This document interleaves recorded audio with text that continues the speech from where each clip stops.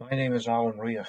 I'm Professor of Scottish Literature at the University of Glasgow, and I'd like to read from chapter 25 of Lanark, the chapter entitled Breaking, in which Duncan Thaw begins by taking the 1875 Imperial Gazetteer of Scotland from his father's bookcase and reads about the Monkland Canal. And then, in one paragraph, he sets out to sketch the Black Hill locks. This was difficult.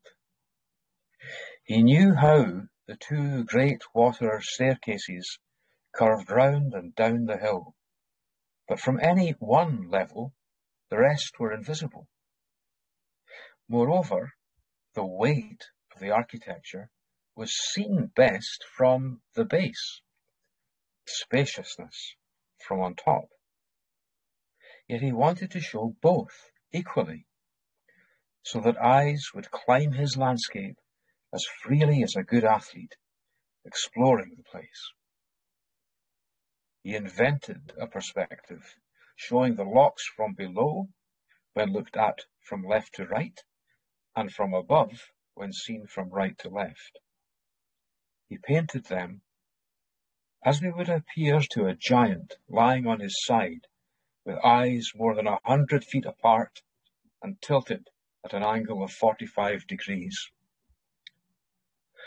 Working from maps, photographs, sketches, and memory, his favourite views had nearly all been combined into one when a new problem arose.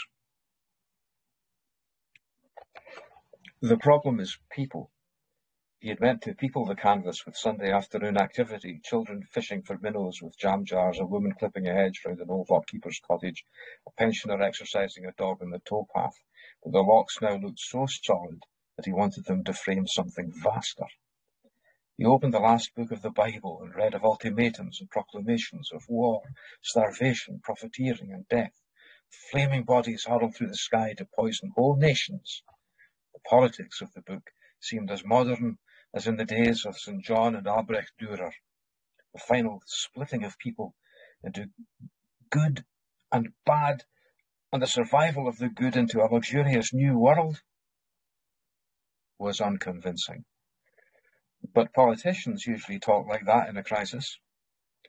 He changed the time of day from afternoon to gloaming and made a black descending dart high up between the moon and the roof of his old primary school. Being painted on the sky, it could not fall, nor could the crowds under it escape. They fled along towpaths, over bridges, and collected on heights, yet there was no brutality in their fearful rush. Mothers still clung to children, fathers shielded both. On open spaces, single figures pointed to doors in the hillside. To show the crowds properly, he made great changes in the landscape, and these were nearly complete when a new need arose.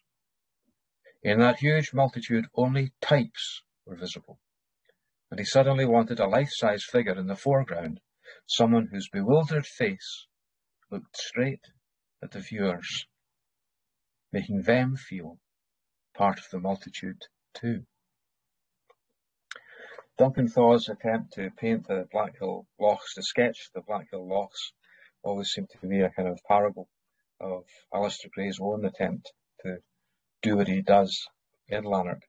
And he succeeds, I think, even though the frustrations and problems that Duncan Thaw faced are to be similar to those that Alasdair himself faced. There's one other passage that I can't resist putting on record. It's in the Index of Plagiarisms, where he quotes Hugh MacDiarmid in chapter 47, paragraph 22, and I guess since chapter 47 doesn't exist, neither does paragraph 22. But I've never gone looking for the paragraph without trying to find the chapter first, and that might have been a mistake. But what he says here has always stuck in my mind, and I did ask him about this. And what he says is this: Hugh MacDiarmid, chapter 47, paragraph 22. Major Alexander's remark that inadequate maps are better than no maps. At least they show that the land exists, is stolen from The Kind of Poetry I Want.